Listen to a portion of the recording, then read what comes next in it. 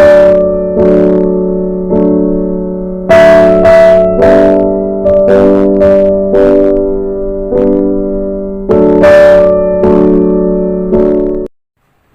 येशूच्या नावात मी तुम्हा सर्वांना अभिवादन सादर करतो. परमेश्वर चांगला आहे आणि त्याची दया सनातन आहे. निश्चितच ज्यावेळेस आम्ही त्याच्या मागे चालतो त्यावेळेस देव आमच्या जीवनामध्ये वारंवार त्याचा विजय प्रगट करत असतो. पवित्र शास्त्र तुम्ही वाचलं तर तुम्हाला अनेकदा ही घटना वाचायला मिळेल की ज्या ज्या देवाच्या सेवकांना एखाद्या युद्धामध्ये विजय हवा होता त्या अद्भुतरीत्याने देवाने त्यांना तो विजय दिलेला आहे. पुष्कळ वेळेस त्यांनी हत्यारांचा उपयोग केला, कधी कधी तर देवाने त्यांना काही न करता त्या गोष्टींमध्ये विजय दिलेला आहे किंवा त्या युद्धामध्ये विजय दिलेला आहे. अशीच एक घटना जसं मी पवित्र शास्त्रामध्ये वाचतो ती यहोशाफाट राजाच्या जुन्या संबंधाने आहे की ज्यावेळेस मोवाबी आणि अमोनी लोक आणि सै प्रांतातील काही लोक यहोशाफाटाच्या विरुद्ध युद्ध करण्यासाठी आले त्यावेळेस त्यांनी सर्वांनी जमाव करून किंवा एकत्रित येऊन त्याच्या विरुद्ध युद्ध पुकारलं होतं. आणि अशा वेळेस त्याने काय केलं तर सर्वप्रथम त्यांनी देवाची प्रार्थना केली. मला सांगू द्या, आमच्या सुद्धा जीवनामध्ये अनेकदा अनेक प्रसंगांना आम्ही तोंड देत असताना पुष्कळ आम्हाला काय करायचं ते सुचत नाही, पण त्यावेळेस आम्ही प्रार्थना करणं अतिशय गरजेचं आहे. कदाचित तुमची नोकरी गेली असेल, तुम्ही प्रार्थना करा. जर तुम्हाला कौटुंबिक समस्या असतील तर तुम्ही प्रार्थना करा. तुम्हाला काय करायचं नेमकं कळत नसेल त्यावेळेस तुम्ही प्रार्थना करा. ह्याचाच अर्थ असा आहे की आपल्या जीवनामध्ये कोणतीही गोष्ट जर तुम्हाला मिळवायची असेल तर प्रार्थनेशिवाय ती गोष्ट तुम्ही आपल्या जीवनामध्ये मिळवू शकत नाही. आणि मग यहोशाफाटाने सुद्धा काय केली माहिती का, त्यांनी उपवास केला आणि प्रार्थना केली आणि देवापासूनच उत्तराची अपेक्षा त्यांनी त्या ठिकाणी केली आहे. त्याचबरोबर त्याने अनेक गोष्टी ज्या त्या ठिकाणी नमूद केलेल्या आहेत त्याच्यामध्ये तो म्हटला की त्याला जी अभिवचनं देवाने त्यांना देऊ केली होती त्या अभिवचनांची आठवण करून दिली. एवढंच केलं नाही तर जी अभिवचनं देवाने त्यांना दिली होती त्या अभिवचनांवरती तो ठामपणे उभा राहिलेला आहे. एवढंच केलं तर आम्ही पाहतो पवित्र शास्त्रातली ती यहोशाफाटाच्या जीवनामध्ये जी घडलेली घटना आहे दुष्टी इतिहासाचा 20व्या अध्यायामध्ये जर तुम्ही पाहिलं तर त्या ठिकाणी तुम्हाला पाहायला मिळेल की तो देवाकडे पाहत होता. एका ठिकाणी त्याने फार स्पष्ट त्या प्रार्थनेमध्ये म्हटलेलं आहे की तो म्हणतो की आम्ही अपात्र आहोत. ही एक्सप्रेसेस इन हिज इनएबिलिटी, म्हणजे तो त्या ठिकाणी म्हणत आहे की आम्ही त्याच्यावरती विजय मिळवायला असमर्थ आहोत. मला सांगू द्या, आम्ही सुद्धा आमच्या जीवनामध्ये ज्या अशा प्रकारच्या प्रसंगांना तोंड देतो त्यास आम्ही म्हटलं पाहिजे की आम्ही असमर्थ आहोत. आज मी पाहतो की कोरोनामुळे कोविड-19मुळे सर्वत्र भयाचं वातावरण आहे आणि अशा प्रकारचं कदाचित एक युद्धच आम्ही प्रत्येक जण करत आहोत. म्हणून आम्ही पाहतो की पुष्कळचे जे लोक डॉक्टर्स आणि नर्सेस त्याचप्रकारे जे सर्व काम करणारे लोक आहेत त्यांना आम्ही वॉरियर्स म्हटलेले, कोविड वॉरियर्स म्हटलेले. त्याचं कारण काय माहिती का, ते एक प्रकारचं युद्ध करत आहे जेणेकरून ते त्या आजारी असलेल्या लोकांना किंवा कोविडने ग्रस्त असलेल्या लोकांना त्या मृत्यूछायाच्या दरीतून ते बाहेर आणण्याचा प्रयत्न करत आहे. एक प्रकारचं जणू काय ते युद्धच करत आहे. आणि तुम्ही पाहतो की आम्ही सुद्धा आमच्या जीवनामध्ये अशा प्रकारच्या युद्धांना सामोरे जात असताना किंवा ज्या कोविडला आम्ही सामोरे जात आहोत त्याच्यावर जर तुम्हाला विजय मिळवायचा असेल तर देवाची प्रार्थना करणं अतिशय गरजेचं आहे. आणि ज्यावेळेस आम्ही अशा प्रकारे प्रार्थना करतो देव आमच्या प्रार्थनेचं उत्तर देतो. ज्या प्रकारे यहोशाफाटाला सुद्धा देवाने प्रार्थनेचं उत्तर दिलेलं आहे. आणि तुम्ही ज्या वाचतो दुष्टी इतिहासाचा 20वा अध्याय आणि 14 वचनापासून पुढे तर तुम्हाला पाहायला मिळेल की यहोशाफाटाचं प्रार्थनेचं उत्तर देवाने त्याला दिले आणि ते उत्तर एकदमच ताबडतोब लगेचच त्याला प्राप्त झालेले आहे. आणि मला सांगू द्या, ज्यावेळेस तो देवासंती बोलत होता आणि ते लोक त्याचं ऐकत होते त्यावेळेस देवाने त्यांना खात्री दिलेली आहे की त्यांनी त्याची प्रार्थना ऐकलेली. पण मला सांगू दे, यामध्ये एक गोष्ट आम्हाला पाहायला मिळते की ती जी प्रार्थना ते यहोशाफाटाने केली ती प्रार्थना एक प्रकारची कबुली होती आणि त्यांनी देवावरती अवलंबून राहिला होता हे त्यांनी दाखवलं, प्रगट केलं आणि त्यामुळे त्याला त्याचा विजय मिळाला आहे. मला सांगू द्या, अनेकदा आम्हाला प्रार्थना कशी करावी, प्रार्थनेमध्ये कोणते शब्द उच्चारावे याविषयी बरेच विचार पडतो किंवा कशा प्रार्थना करावी याविषयी आम्ही बोलत असतो. मला सांगू द्या, एकदा असेच 3 लोक प्रार्थना करण्यासाठी एका ठिकाणी जमले होते आणि प्रार्थना कशी करावी किंवा देव आमची प्रार्थना कशी ऐकतो याविषयी ते बोलत होते. तर पहिल्याने प्रार्थना केली. मला असं वाटतं की ज्यावेळेस आम्ही गुडघे टेकून प्रार्थना करतो त्यावेळेस देव आमची प्रार्थना ऐकतो. आणि दुसऱ्याने लगेच उत्तर दिलं नाही, मी ज्यावेळेस उभा राहून हात उंच करून प्रार्थना करतो त्यास देव माझी प्रार्थना ऐकतो. तिसऱ्याने त्या ठिकाणी उत्तर दिलं आणि म्हटला की ज्यास मी उपडा पडतो आणि माझं डोकं खाली लवतो त्यावेळेस मी ज्यावेळेस प्रार्थना करतो देव माझी प्रार्थना ऐकतो. पण त्याच ठिकाणामध्ये एक इलेक्ट्रिसिटीवर एक काम करणारा व्यक्ती होता, त्यांच्या वर उभा होता आणि तो म्हटला की मी ज्यावेळेस उलटा लटकून वायरिंगमध्ये काम करत असतो त्यावेळेस देव माझी प्रार्थना ऐकतो. ह्याचा अर्थ असा आहे की आम्ही जस प्रार्थना करतो त्यास पुष्कळ आम्हाला वाटतं की कशा प्रकारे करावी, पण आम्ही जस मनापासून देवाची प्रार्थना करतो, अंतःकरणापासून देवाची प्रार्थना करतो त्यास देव आमची प्रार्थना ऐकत असतो. आणि तुम्ही पाहतो यहोशाफाटाने देवाकडे गाऱ्हाणं केलं. प्रार्थना केली आणि देवाने त्याची प्रार्थना केली. आणि मी पाहतो की त्या ठिकाणी काय घडलेलं आहे, तर ते त्या ठिकाणी मला वाचायला मिळतं की दुसरी इतिहासाचा 20वा अध्याय 14 वचन वाचतो. पण काय म्हटलेलं आहे? मग आसाफ वंशातील एक लेवी हा या मंडळीमध्ये उभा होता. आम्ही या ठिकाणी पाहतो की आसाफ वंशातील एक लेवी, पहिली प्रथम जी गोष्ट आम्हाला त्या ठिकाणी वाचायला मिळते तो आसाफ वंशातील होता. म्हणजेच आम्हाला माहिती आहे की आसाफ हे जे गीत गाणारे, उपासना करणारे देवाचे लोक होते, त्यांच्या वंशातला लेवी होता. आणि तिथं असं म्हणले तो मंडळीमध्ये उभा होता. ह्याचा अर्थ असा आहे की तो एक असा सर्वसाधारण व्यक्ती होता, त्याला कोणत्या प्रकारची प्रतिष्ठा नव्हती, तो त्यांच्या मधलाच एक होता. आणि मग आम्ही पाहायला मिळतं की देवाचा आत्मा त्याच्यावरती उतरून आला. आणि जेव्हा देवाचा आत्मा त्याच्यावरती उतरून आला त्यावेळेस या सर्व गोष्टी त्याच्या जीवनामध्ये घडताना आम्हाला पाहायला मिळतात. आणि मग आम्ही पाहतो की त्याने त्या ठिकाणी सूचना दिलेली आहे की ज्या देवाचा संदेश त्याला प्राप्त झाला त्यास नेमकं काय करावं हे त्यांनी त्या ठिकाणी सांगितलेलं आहे. आणि म्हणजे पाहतो की पहिली गोष्ट त्यांनी सांगितलेली आहे की त्यांनी त्यांना उत्तेजन दिलं, एनकरेज केलं यासाठी की त्यांनी देवावरती भरोसा ठेवावा. आणि दुसरी इतिहासाचा 20वा अध्याय 15 वचन वाचूया आपण. काय म्हटलेले की जरी अतिशय भयंकर प्रसंगाला ते सामोरे जात होते, कठीण प्रसंगाला ते सामोरे जात होते, तरी देवाच्या वतीने त्यांनी त्यांना उत्तेजन दिलेलं आहे. आणि तो म्हणाला, अहो सर्व यहुद्यांनो, यरुशलेम निवासी जन हो, आणि हे राजा यहोशाफाटा, तुम्ही सगळे ऐका. परमेश्वर तुम्हाला सांगत आहे की हा मोठा समुदाय पाहून घाबरू नका. हा मोठा समुदाय पाहून घाबरू नका, कचरू नका, कचरू नका, कारण युद्ध तुमचे नाही देवाचे आहे. युद्ध तुमचे नाही देवाचे आहे. ज्यावेळेस देवाचा आत्मा त्या आसाफ लेवी वरती उतरून आला त्यावेळेस तो त्यांना सूचना देत आहे त्या राजाला आणि त्याच प्रकारे त्या ठिकाणी जमलेले सर्व लोकांना सांगत आहे की तुम्ही घाबरू नका, कचरू नका, कारण की युद्ध तुमचं नाही तर युद्ध माझं आहे, असं सेनाधीश परमेश्वर म्हणतो. आणि पाहायला मिळतं की त्या ठिकाणी पाहायला मिळतं की ही गोष्ट त्यांनी सांगितलेली लोकांना. दुसरी गोष्ट मला पाहायला मिळते की त्यांनी लोकांना कशा प्रकारे एक प्रकारचं त्यांना ज्ञान पुरवलेले, त्या जे शत्रू सैन्य आहे ते कशा प्रकारे चाल करत आहे, कोणत्या दिशेने येत आहे आणि कसं ते येत आहे याच्याविषयीचं डायरेक्शन त्यांनी त्यांना दिलेलं आहे. आणि पाहूया दुसऱ्या इतिहासाचा 20वा अध्याय आणि 16 वचन काय म्हणतं वाचा. उद्या त्यांच्याशी सामना करण्यास जा, पहा ते सिसघाट चढून येत आहेत.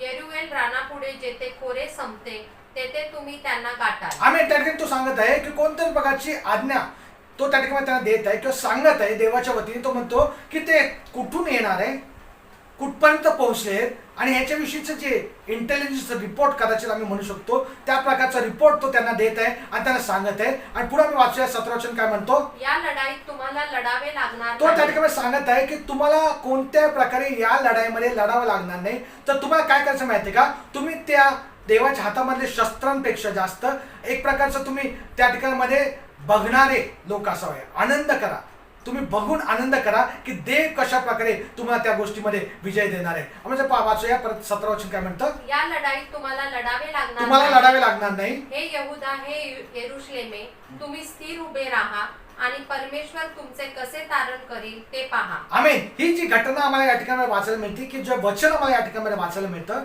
की तुम्ही स्थिर उभा राहा आणि परमेश्वर तुमचे तारण कसे करतो ते पहा. अशाच प्रकारची एक वचन आम्हाला पवित्र शास्त्रामध्ये निर्गमाच्या पुस्तकामध्ये 14 अध्याय 13 वचनामध्ये जास्त तुम्ही वाचता त्यास तुम्हाला पाहायला मिळतं की ज्या मोशे इस्रायल लोक त्या मिस्र देशातून बाहेर पडले आणि बाहेर पडल्यानंतर ते तांबडा समुद्राच्या समोर उभे आले.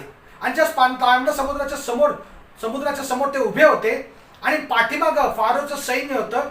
त्यावेळेस हे जे इस्रायल लोक होते ते अतिशय भयभीत झाले, घाबरले आणि त्यांना असं वाटलं की पुढं समुद्र आहे, तांबडा समुद्र आहे आणि पाठीमागं फारोचं सैन्य आमचा पाठलाग करत आहे.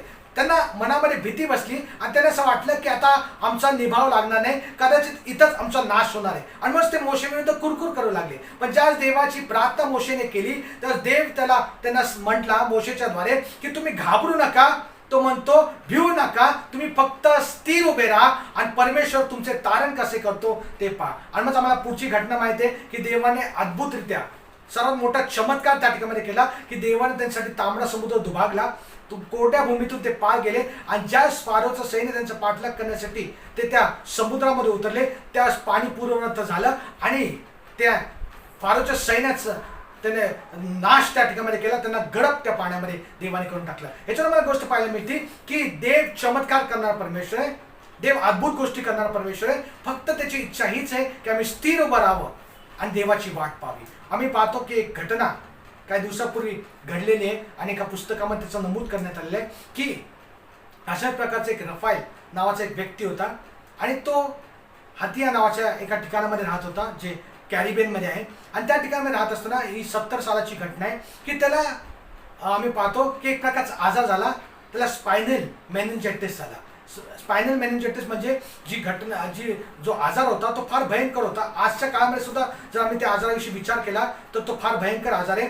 तर जर तुम्ही 70 सालामध्ये पाहिला तर त्यावेळेस तर आणखीन कठीण असा आजार तो होता. आणि मग तुम्ही पाहतो या ठिकाणामध्ये ते ज्यावेळेस त्याला तो आजार झाला त्यावेळेस त्याला आजार झालेला असताना तो ख्रिस्ती व्यक्ती असल्या कारणाने ज्यावेळेस त्याला हा आजार झाला त्यावेळेस त्यांनी मंडळीला प्रार्थना करण्यासाठी सांगितलं. आणि असं म्हणलेलं आहे की मंडळी त्यासाठी प्रार्थना करत होती. पण ज्यावेळेस त्यासाठी प्रार्थना करत होती तर परिस्थिती चांगली होण्याच्या ऐवजी आणखीन भयंकर झाली आणि तो आणखीन आजारी पडला. आणि त्याच काळामध्ये एक महिला होती, एक स्त्री होती त्याच ठिकाणामध्ये, तिला सुद्धा तोच आजार झाला. आणि ज्यावेळेस तिला तो असा आजार झाला त्यावेळेस तिने काय केलं माहिती का, त्या ठिकाणामधला जो स्थानिक चेटक्या होता त्याला त्यांनी बोलवलं आणि त्या चेटक्याला सांगितलं की तिच्यावरती काहीतरी आजाराचा त्याचा निष्कर्ष निघावा किंवा त्या आजारावरती तिला विजय मिळवा यासाठी त्यांनी काहीतरी करावं. मग त्यांनी काय केलं, त्यांनी विधी केली, मंत्र पडले, मंत्र वाचले त्यांनी. आणि त्याचप्रमाणे पाहतो की त्यांनी जादू त्या ठिकाणामध्ये केली. पण त्या सर्व गोष्टी केल्यानंतर एक गोष्ट घडली की तिच्यामध्ये थोडाफार बदल व्हायला लागला आणि ती इम्प्रूव्ह व्हायला लागली, ती बरी व्हायला लागली. आणि हे ज्यावेळेस घडलं त्यावेळेस त्या ठिकाणामध्ये जे स्थानिक लोक होते त्यांना फार आश्चर्य वाटलं आणि त्यांना असं जणू काय वाटायला लागलं की या आजारामध्ये ख्रिस्ती लोकांचा देव विजय होणार आहे किंवा ही जी चेटकीने किंवा हा जो चेटक्या आहे तो विजय होणार आहे. आणि मग ते पुष्कळ लोक उत्साहाने आतुरतेने वाट पाहत होते आणि जणू काही एक प्रकारचं कॉम्पिटिशन त्या ठिकाणामध्ये लागलं होतं. मंडळी प्रार्थना करते आणि ही जी चेटकी होती ती सुद्धा ही गोष्टी करत होती. पण ज्यास मंडळी प्रार्थना करत होती त्यास कोणत्या प्रकारे काही बदल घडत नव्हता. मग आम्ही पाहतो की कालांतराने ती जी महिला होती ती मरण पावली. पण रफाईल जो होता तो अजूनही जिवंत होता. पण तो जिवंत असताना देखील त्याची जी परिस्थिती होती तो आणखीन आम्ही पाहतो की तो अशक्त होऊ लागला. आणि एवढंच केवळ नाही तर तो मरणाच्या दाढीला जाऊन पोहोचला. आणि मरणाच्या दाढीला जाऊन तो पोहोचल्यानंतर हळुवारपणे त्याच्यामध्ये थोडा बदल होऊ लागला. आणि मग आम्ही पाहतो की त्याला ताकद मिळाली आणि मग तो शुद्धीवर आला आणि मग तो खाऊ लागला, मग तो उठून बसला आणि मग तो आपल्या बिछाण्यातून बाहेर पडला आणि मग तो थोडं करून पुढे चालू लागला. आणि मग मला पाहायला मिळतं की प्रति दिवशी त्याच्यामध्ये बदल घडायला लागला. आणि मग पाहतो की या ठिकाणी जर आम्ही एक घटना पाहिली तर हा विजय लोकांनी जे स्थानिक लोक होते त्यांनी मंडळीविषयीचा जयघोष नाही केला, पण त्यांनी एक गोष्ट केली की त्यांनी देवाचा जयघोष त्या ठिकाणी केला आणि सर्व जे क्रेडिट आहे त्यांनी देवाला दिला. याचा अर्थ असा आहे की मंडळी प्रार्थना करत होती पण परिस्थितीमध्ये बदल घडला नाही.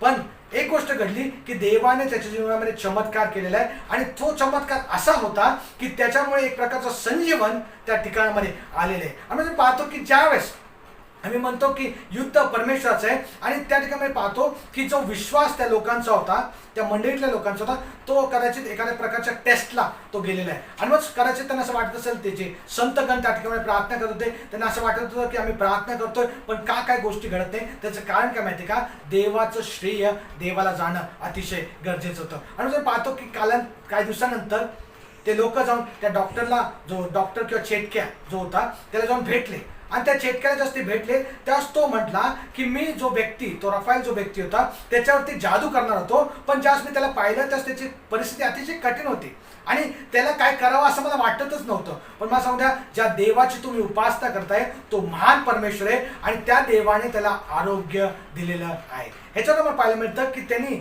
या ठिकाणी दाखवून दिलं की जे युद्ध आहे ते परमेश्वराचं आहे आणि युद्ध परमेश्वराचं आहे. तर जर अशक्त जरी असेल तर तो विजय मिळणार आहे. एवढंच केवळ नाही तर जे सत्य आहे ते सदा सर्व काळ विजयी असणार आहे आणि देवाला सर्व गौरव प्राप्त होणार आहे. याच्यावर मला गोष्ट पाहायला मिळते की ख्रिस्ती विश्वासाने या नात्याने मी जगत असताना ज्यावेळेस मी अशा प्रकारचे आत्मिक युद्धाला, आत्मिक शत्रूंच्या विरोधात जातो त्यावेळेस आम्ही एक विश्वास ठेवला पाहिजे की आम्ही काय करण्यापेक्षा देव सर्व काय आमच्यासाठी करणार आहे.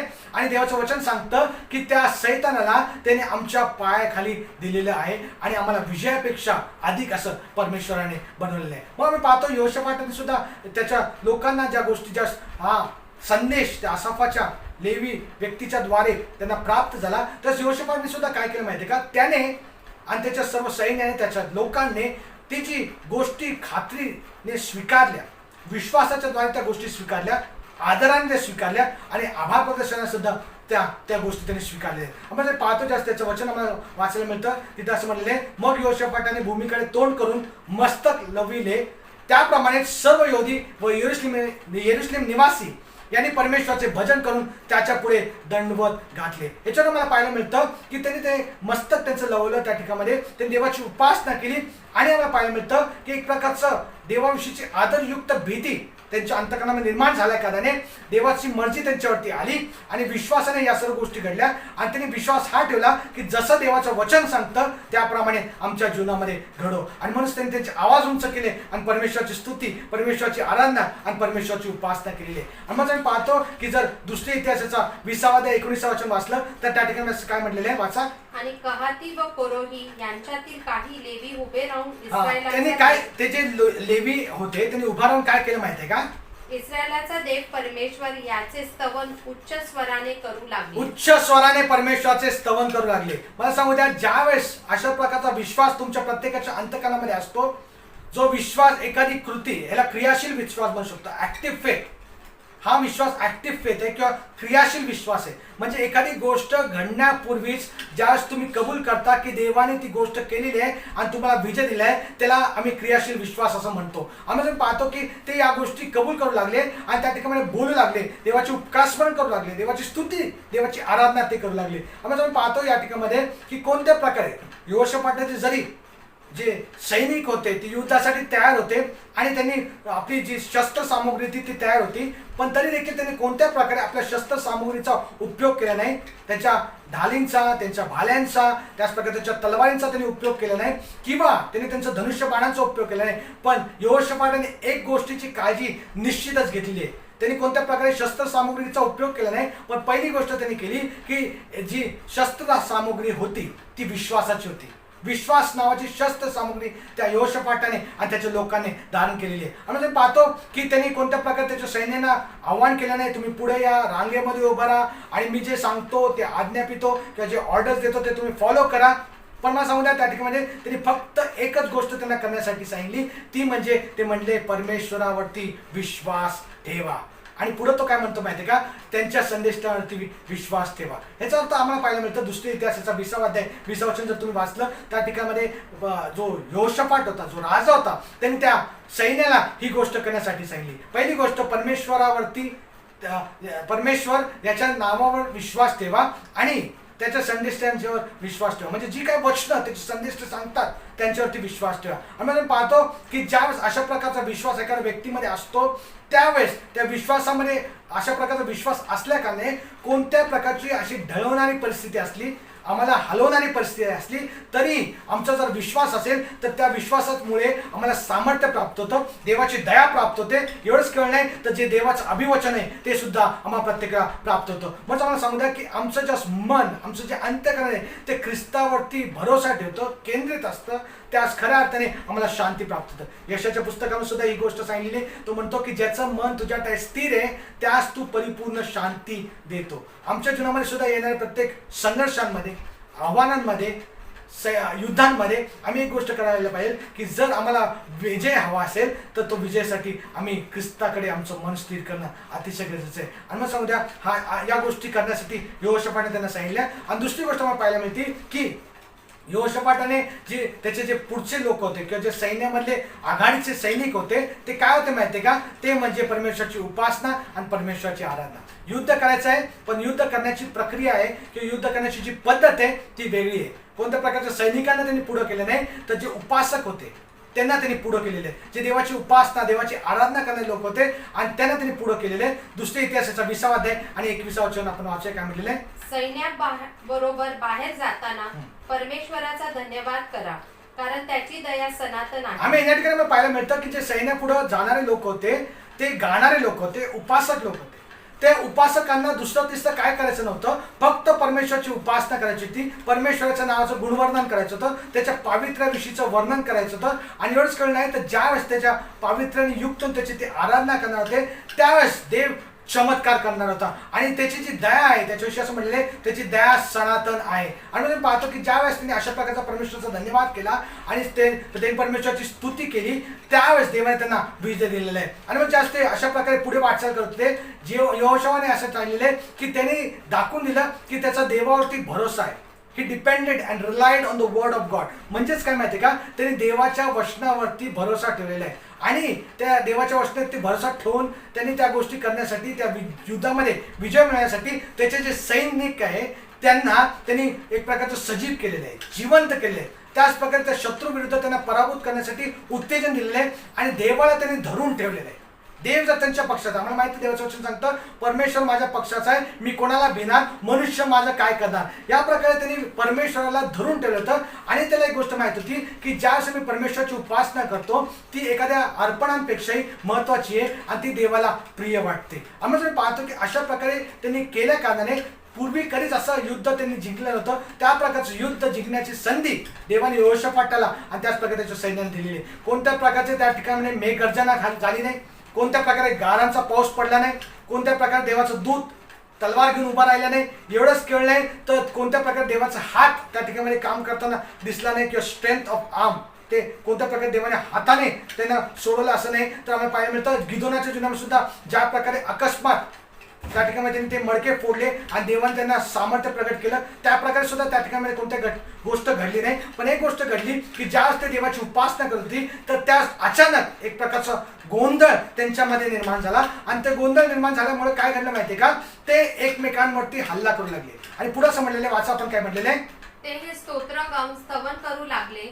तेव्हा अमोनी, मोवाबी व सेईर पहाडातील लोक जे यहुदावर चाल करून येत होते त्यांना गाठण्यास परमेश्वराने दबा धरणारे बसवले व त्यांनी त्यांचा मोड. आम्हाला या ठिकाणी पाहायला मिळतं की पुढे जर तुम्ही वाचलं त्या ठिकाणी असं म्हणलेलं की जे अमोनी आणि मोवाबी लोक होते त्यांनी सैर प्रांतातील लोकांना ठार केलं किंवा त्यांची कत्तल केलेली आहे. आम्हाला तुम्ही सांगतो की या ठिकाणी देवाचं वचन आम्हाला सांगतं की ज्या वेळेस तुम्ही देवाची उपासना करता त्यावेळेस देव मोठ्या गौरवाने तुमची सुटका करत असतो. आम्ही पाहतो की त्या ठिकाणी कोणत्या प्रकारचे त्यांच्यामध्ये वैरभाव होते किंवा नाही आम्हाला माहित नाही. पण एक गोष्ट घडली की ज्यावेळेस देवाची उपासना ते करू लागले त्यास ते अम्मोनी आणि मोवाबी लोक मिळून त्यांनी त्या सैर या त्या लोकांना त्यांच्यावरती हल्ला त्यांनी केला आणि त्यांना मारून टाकलं. 23 वचन आपण वाचूया काय म्हणले, दुसरे इतिहासाचा 20 अध्याय 23 वचन.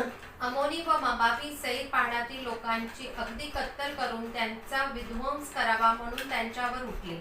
सैर निवाशांचा निष्पात केल्यावर ते एकमेकांचा वध करू लागले. आमेन. एकमेकांचाच ते वध करू लागले. ह्याच्यावर मला गोष्ट पाहायला मिळते की ज्या दुष्ट लोक असतात त्या दुष्ट लोकांसाठी दुष्ट लोकांचा विध्वंस करण्यासाठी देव त्यांना एकमेकांविरुद्धच लढायला लावतो. आम्ही जर पाहतो की कोणत्या प्रकारचं असं ऐक्य नाहीये की जे देव तोडू शकत नाहीये. अशा प्रकारचे जे वाईट लोक आहेत त्यांचं कोणत्या प्रकारचं असं ऐक्य नाही की जे देव तोडू शकत नाही. आम्ही जर पाहतो की या ठिकाणी की त्याच्याविषयीचे जे परिणाम आहे त्या ठिकाणी आम्हाला पाहायला मिळतं आणि ते एकमेकांविरुद्ध युद्ध करू लागले आणि त्यांनी एकमेकांचा नाश त्या ठिकाणी केलेला आहे. आणि मग पाहतो या ठिकाणी की ज्यावेळेस यहोशाफाटाचे जे सैन्य आहे त्यांना कोणत्या प्रकारे काय करावं लागलं नाही, देवाला ज्यावेळेस त्यांना पुढे ते वाटचाल करून गेले असं म्हणलेले. दुसरी इतिहासाचा 20 अध्याय आणि 24 वचनाचं काय म्हणलेले, ते ज्यास पुढे गेले त्यास काय घडलं, रानातील टेहळणीच्या बुरुजा नजीक यहुदी लोकांनी येऊन त्या समुद्राकडे दृष्टी फेकली. त्यांनी त्यास दृष्टी फेकली. ज्यास ते त्या सैर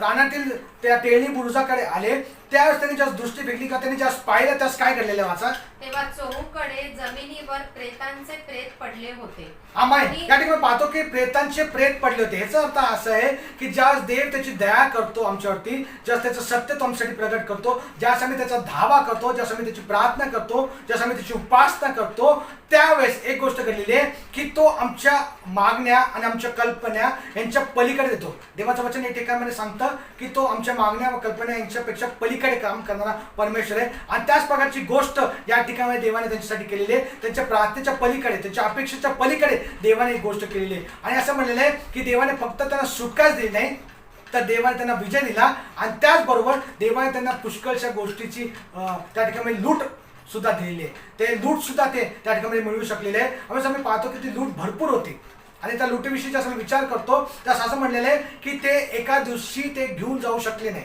ती लूट जी होती ती घेऊन जाण्यासाठी त्यांना 3 दिवस लागलेले. मला सांगू द्या की देवाने या सर्व गोष्टींच्या अंती त्यांना काय सांगण्याचा प्रयत्न केला असेल, तर देवाने त्यांना हे दाखवलेलं आहे की ज्या वेळेस तुम्ही नम्र होता आणि देवाकडे मागता, देवाची प्रार्थना करता, देवाची उपासना करता, त्यावेळेस देव तुमचं भलं करणार आहे किंवा देव तुमचं चांगलं करणार आहे. आणि शेवटी जे काय घडणार आहे, ज्यावेळेस देवाचं वचन सांगता मला रोमकास पत्राचा 8 अध्याय 28 वचनामध्ये विश्वासाच्या जीवनामध्ये मिळून सर्व काही गोष्टी त्यांच्या कल्याणार्थच आहे. म्हणजे जरी तात्पुरतं आम्हाला काही गोष्टी कठीण वाटत असतील, भयंकर वाटत असतील, असह्य वाटत असतील, पण शेवटी काय करतो माहिती का, देव सर्व मिळून त्यांचं कल्याण करतो. ज्या प्रकारे यहोशाफाट आणि त्याच्या सैन्याला सुद्धा देवाने अंतिम विजय दिलेला आहे आणि त्या विजयाच्या द्वारे देवाने त्यांना दाखवून दिलेलं आहे की जर तुम्ही नम्र होता, जर तुम्ही देवाचा धावा करता, प्रार्थना करता, देवाची उपासना करता, त्यास काही न करता देव तुम्हाला विजय दिल्याशिवाय राहणार नाही. आम्ही पाहतो की आमच्या सुद्धा जीवनामध्ये याच्याद्वारे आम्ही धडा शिकतो की ज्यावेळेस आम्ही देवावरती अवलंबून राहतो, देवाला कबूल करतो की प्रभू आम्ही अपात्र आहोत, आम्ही करू शकत नाही, पण आम्ही तुझ्यावरती अवलंबून आहे, त्यावेळेस देव मोठ्या सामर्थ्याने त्याचा विजय आम्हाला प्रगट करतो. आम्हाला काहीच करावं लागत नाही. ज्या प्रकारे तो त्यांना म्हणला तुम्ही फक्त स्थिर उभे राहा, आम्हाला सुद्धा स्थिर उभे राहिल्यानंतर देव त्याचा महान विजय आमच्या जीवनामध्ये प्रगट करत असतो.